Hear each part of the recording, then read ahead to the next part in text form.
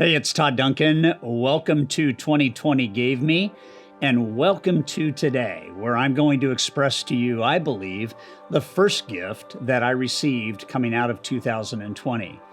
The first gift I believe that COVID gave me, that 2020 gave me, is the gift of life. The weekend on March 13th, we had just completed our first elite retreat in Savannah, Georgia. 24 high-performing, high-performance-oriented kind of people, all absorbing the news of a pandemic and wondering if we'd be able to fly home to our respective cities. Within 2 days of returning, we had learned that one of our very own members there with us in Savannah was now in the hospital battling COVID. It dawned on me, life, the greatest gift ever. I am here. You are here. You exist. You breathe. You dream. You hope. You know happiness. You know challenge. You know hardship. You know survival. You know joy. You know despair. You feel everything. You are a miracle. You are a miracle. And I believe that 2020 proved that out for each and every one of us. In 1989, I met a gentleman by the name of Og Mandino. It was my first year ever attending the annual convention of the National Speakers Association.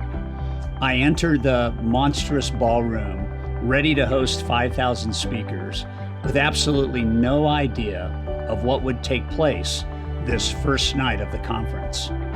In seemingly just a few moments, I was transfixed with the attention listening to the opening keynote speaker, Og Mandino, say those words for the first time. You are a miracle. You are the greatest miracle in the world. And then he paused for what seemed like minutes, letting the enormity of those words sink in. It was one of those goosebump moments. It seemed like he was speaking directly to me. He went on talking about the beautiful word, miracle. I was transfixed. I recall the feeling that I'd never thought of my life to that point as a miracle. I grew up with a perfectionist mother. I never felt like I could measure up.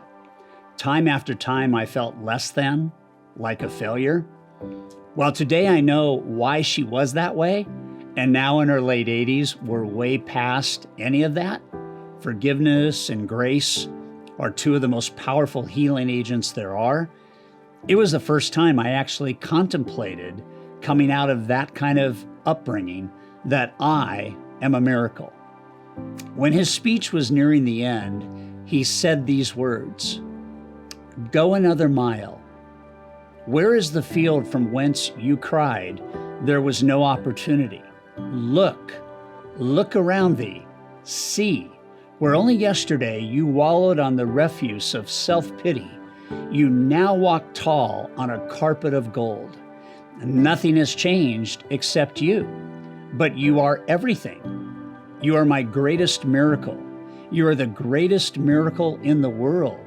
And now the laws of happiness and success are three. Count your blessings, proclaim your rarity, go another mile. You are a marvel to behold, and I am pleased. I gave you this world and dominion over it. Then, to enable you to reach your full potential, I placed my hand upon you once more and endowed you with the powers unknown to any other creature in the universe, even unto this day. I gave you the power to think. I gave you the power to love. I gave you the power to will.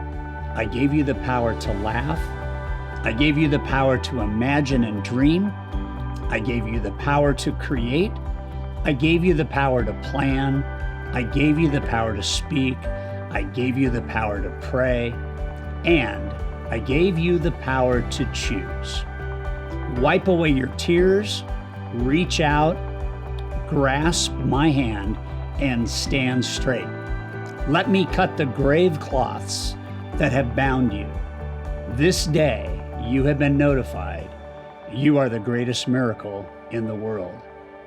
Mesmerized, I waited in line for over 2 hours when the night was over just to tell Og that this night with him had changed my life forever.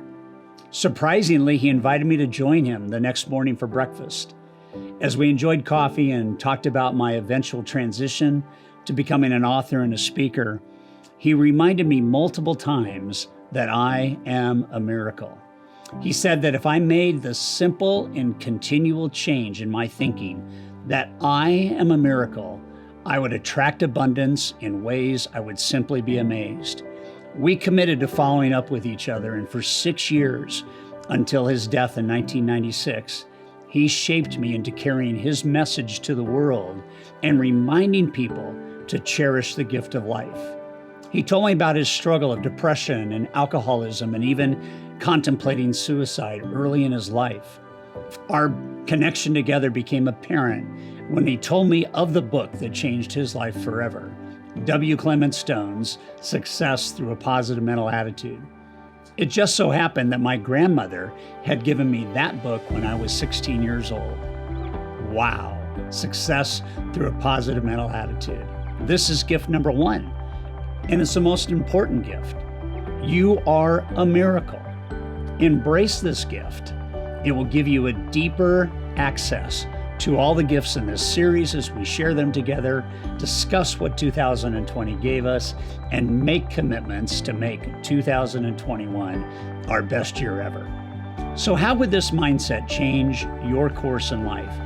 If you really believed deeply that you are a one-of-a-kind miracle, what would you do? What would you strive for? How would life change?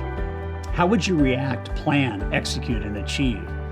Probably with more confidence, more joy, more commitment, bigger dreams, larger destinies, and a better life experience.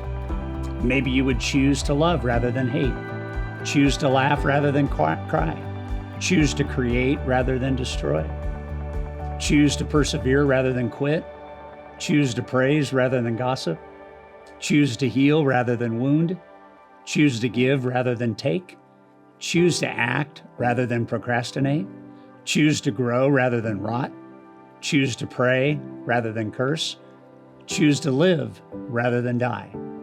Our choices define us. If we change our choices, we change our life. I was struck with a quote from Oprah while researching for this series. It fits perfectly with this theme.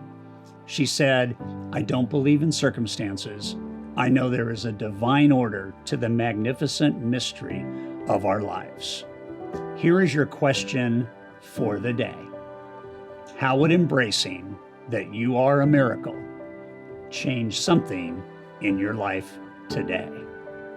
Ponder that and join us tomorrow for gift number 2.